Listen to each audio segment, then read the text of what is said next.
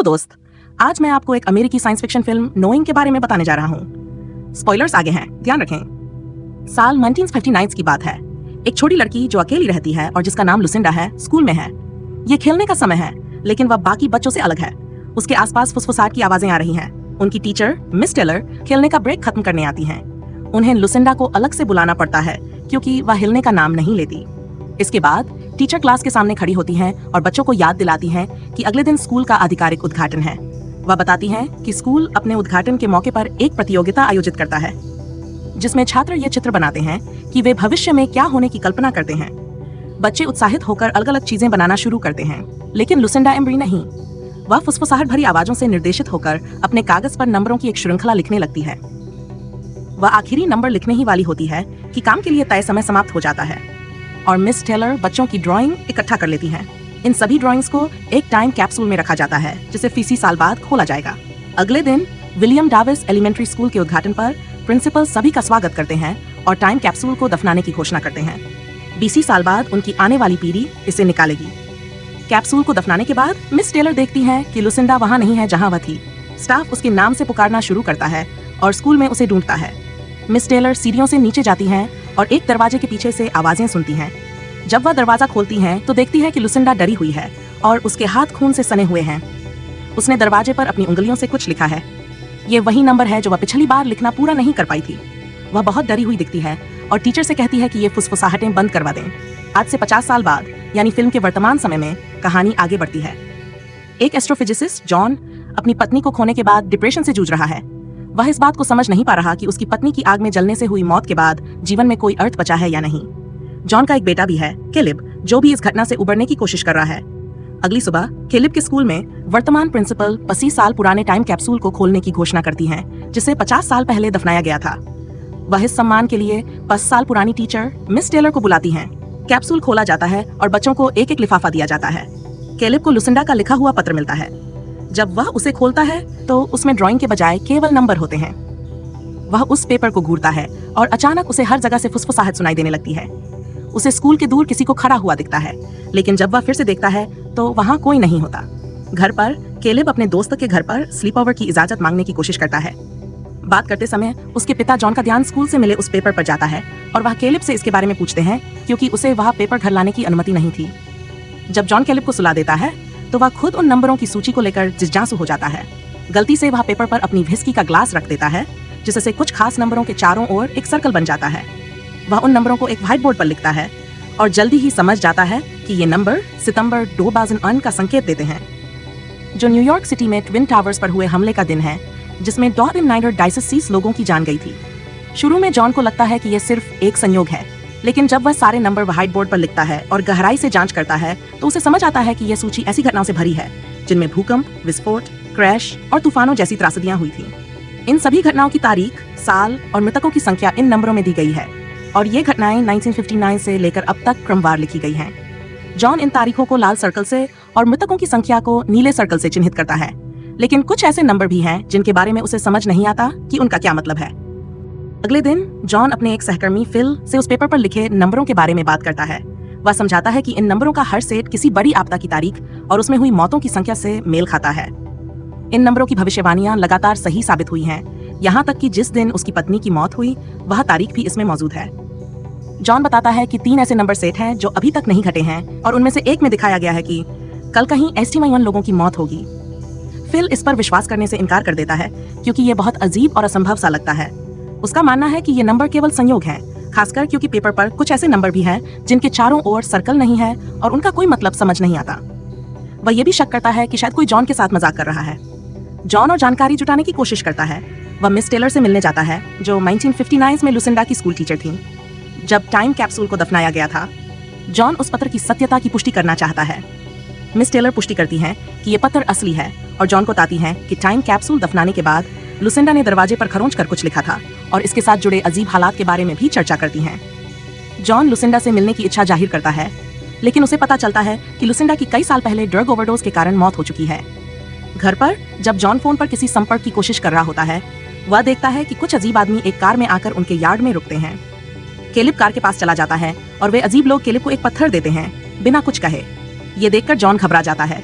वह केलिब को याद दिलाता है कि अजनबियों से दूर रहे और उसे घर के अंदर भेज देता है। लुसिंडा की मौत के बारे में इंटरनेट पर खोज करते हुए जॉन की बहन ग्रेस उसे चौंका देती है। ग्रेस चाहती है कि जॉन अपने परिवार से मिले क्योंकि उसने अपने पिता से बहुत लंबे समय से बात नहीं की है, लेकिन जॉन इनकार कर देता है। जॉन का अपने माता पिता के साथ रिश्ता खराब है क्योंकि वे बहुत धार्मिक हैं, जबकि जॉन नास्तिक है। अगले दिन जब जॉन केलिब को स्कूल से लेने जा रहा होता है, वह ट्रैफिक में फंस जाता है। वह रास्ता बदलने की कोशिश करता है, लेकिन कोई विकल्प नहीं मिलता। अपने जीपीएस पर दिए गए निर्देशांक को देखते हुए उसे समझ आता है कि सूची में दिए गए वे बिना घेरे वाले नंबर वास्तव में उन जगहों के निर्देशांक हैं जहां त्रासदियां होंगी, और वह खुद उसी स्थान पर है। जॉन अपनी कार से निकलकर ये देखने की कोशिश करता है कि सड़क क्यों बंद है। जब वह पुलिस से बात कर रहा होता है तो वही घटना हो जाती है जिसकी भविष्यवाणी हुई थी। एक हवाई जहाज जमीन पर गिरता है, कई लोग जलकर मर जाते हैं, जबकि जॉन मदद करने की कोशिश करता है। घर लौटने के बाद भी जॉन इस बात को समझ नहीं पाता कि जो कुछ हुआ वह सच में हुआ है। वह ऑनलाइन जाकर दुर्घटना के बारे में जानकारी खोजता है और रिपोर्ट में पाता है कि 81 लोग मारे गए हैं। रात को एक अजीब आदमी केलिब के कमरे में चला आता है। केलिब जाग जाता है और वह अजनबी उसे सब कुछ तबाह होने का एक भयानक दृश्य दिखाता है, जहां जानवर अपनी जान बचाने के लिए भाग रहे हैं। केलिब डर कर चिल्लाता है। जॉन कमरे में दौड़कर आता है और उसे उठाता है। खिड़की के बाहर वह उस अजनबी को देखता है और बाहर जाकर उसे ढूंढने की कोशिश करता है, लेकिन वह गायब हो चुका होता है। अगली सुबह जॉन और उसका बेटा एक महिला और उसकी बेटी का पीछा करते हुए म्यूजियम तक पहुंचते हैं। म्यूजियम में जॉन उस महिला से मिलता है और वे एक दूसरे को अपना परिचय देते हैं। वह महिला डायना है जो लुसिंडा की बेटी है। जॉन उसे बताता है कि उसने उसका पीछा इसलिए किया ताकि उसकी मांग के बारे में कुछ पूछ सके। लुसिंडा का नाम सुनते ही डायना नाराज हो जाती है। जॉन उसे समझाता है कि लुसिंडा की भविष्यवाणियां सच हो रही हैं और अब केवल 2 ही बची हैं। आखिरी घटना 3 दिन बाद 19 अक्टूबर को होगी, जिसमें 33 लोग मारे जाएंगे। जॉन उससे मदद मांगता है, लेकिन डायना अपनी बेटी एबी के साथ वहां से चली जाती है, ये कहते हुए कि वह मदद नहीं कर सकती। घर पर खबर में संभावित आतंकवादी हमलों की सूचना मिलती है। जॉन जीपीएस निर्देशांक का उपयोग करके अगली आपदा का स्थान खोजता है। वह पता लगाता है कि अगली घटना एक सबवे स्टेशन पर होगी और वह पुलिस को चेतावनी देने की कोशिश करता है। जॉन सबवे स्टेशन तक पहुंचता है और एक व्यक्ति का पीछा करता है जिसे वह आतंकवादी समझता है। पुलिस भी उनका पीछा करती है, लेकिन वे पाते हैं कि वह व्यक्ति केवल एक मामूली सीढ़ी चोर है। ट्रेन चलने लगती है, लेकिन तभी वे देखते हैं कि एक पटरी से उतरी हुई ट्रेन उनकी ओर आ रही है। वहां अफरा-तफरी मच जाती है क्योंकि हर कोई बचने की कोशिश करता है। ट्रेन कई लोगों को मार देती है और भविष्यवाणी एक बार फिर सही साबित होती है। अगले दृश्य में जॉन समेत जीवित बचे लोग मलबे से बाहर आते हैं और पुलिस और फायर डिपार्टमेंट मदद करने की कोशिश करते हैं। घर लौटने पर जॉन को देखकर आश्चर्य होता है कि डायना और उसकी बेटी एबी उसका इंतजार कर रहे हैं। डायना उसे बताती है कि सूची में आखिरी आपदा 19 अक्टूबर को होगी, वही दिन जब लुसिंडा ने कहा था कि वह मरेगी। डायना पहले इस बारे में बात नहीं करना चाहती थी क्योंकि उसे ये विचार ही नापसंद था कि किसी को पता हो कि वे कब मरेंगे। डायना जॉन को लुसिंडा के पुराने घर ले जाने का फैसला करती है, जो एक पुरानी और सुनसान इमारत है जहां उसकी मां अक्सर सबसे छिपकर रहती थी। वहां पहुंचने पर वे महसूस करते हैं कि सूची में 9 अक्टूबर के बाद लिखे गए अंतिम नंबर 33 नहीं बल्कि ई के उल्टे अक्षर हैं, जिन्हें वे किसी नाम के शुरुआती अक्षर मानते हैं।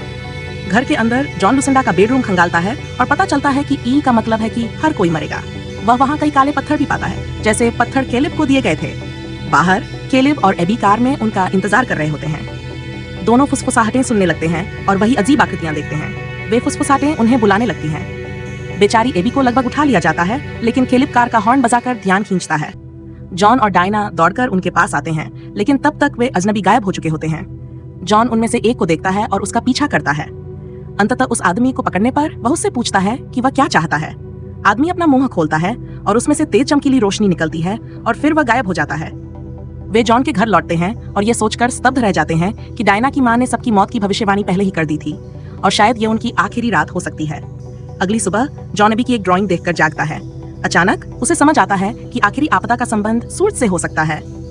जॉन पाता है कि लुसिंडा की आखिरी भविष्यवाणी जो अगले दिन की है, उसी शोध से मेल खाती है जिसे उसने पहले किया था। ये शोध सूर्य से निकलने वाले सुपर फ्लेयर्स के बारे में था, जो सौरमंडल के बाकी हिस्सों को नष्ट कर सकते हैं और सब कुछ तबाह कर सकते हैं। वह जल्दी से वेधशाला जाता है और सूरज की हालिया रीडिंग चेक करता है, जो असामान्य रूप से अधिक सौर विकिरण दिखा रही होती है। उसे लगता है कि बहुत जल्द एक बड़ा सौर विस्फोट हो सकता है, जो मानवता के विनाश का कारण बनेगा।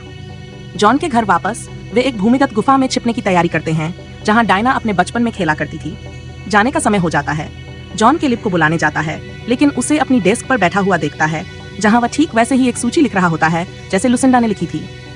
केलिब जो लिख रहा होता है, उससे जॉन को यह एहसास होता है कि 50 साल पहले लुसिंडा ने दरवाजे पर जो लिखा था वह अंतिम भविष्यवाणी के लिए बहुत महत्वपूर्ण था।